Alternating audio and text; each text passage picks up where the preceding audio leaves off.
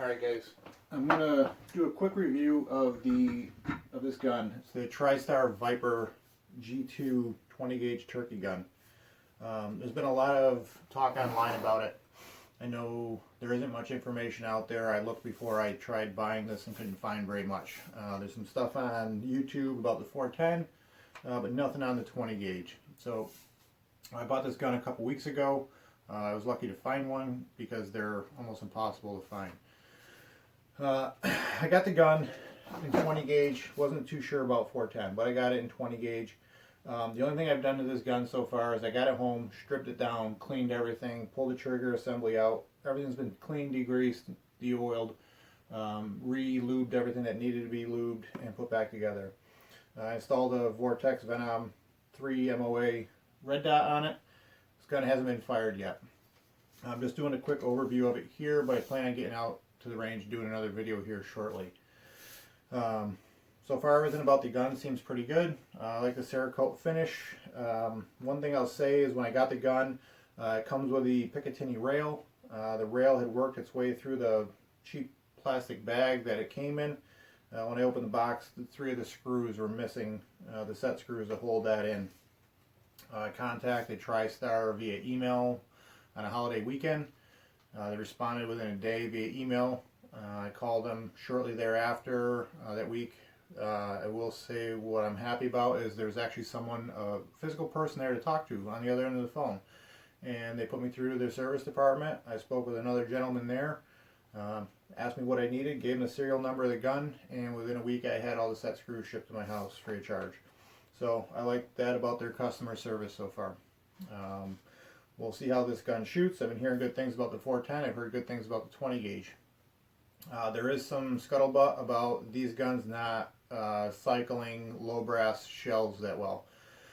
There is a break-in period where TriStar recommends firing a full box of high brass shells through it as a break-in period, and then things should work fine. But we're going to test that today. So overall, I like the gun.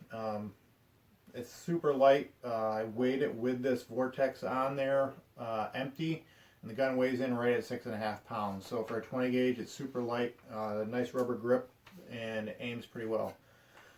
Tomorrow I'm going to do another video on patterning it, but today all I'm going to do is I'm going to go to the range. I'm going to sight in this red dot with the high brass shell, so that'll get me through the box of high brass shells to do the break-in period.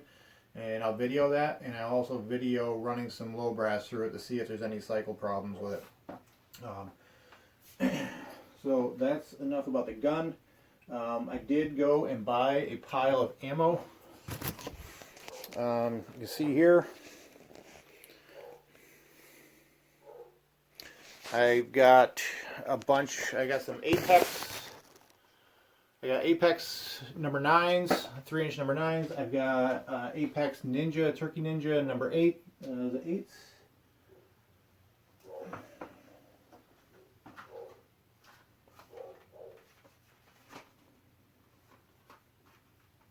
8.5 shot.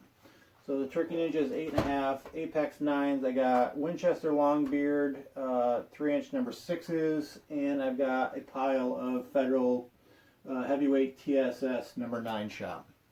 I've also got 3 different chokes I'm going to run through these. I got the Carlson Longbeard 568,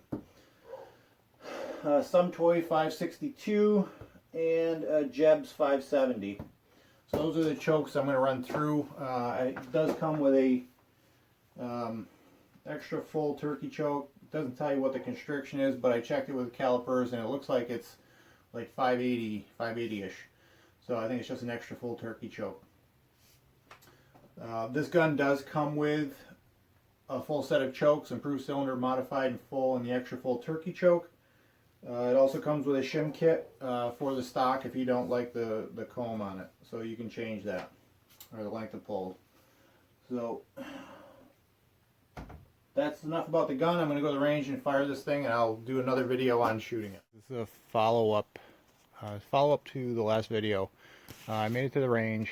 I got the, sorry about the light, the red dot sighted in. I shot it out at 10 yards or so. Dead on.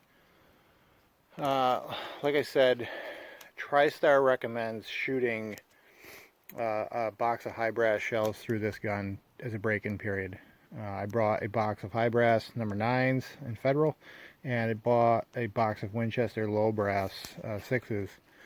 The difference is the high brass is only shooting 1210 feet per second. Let me get in this light.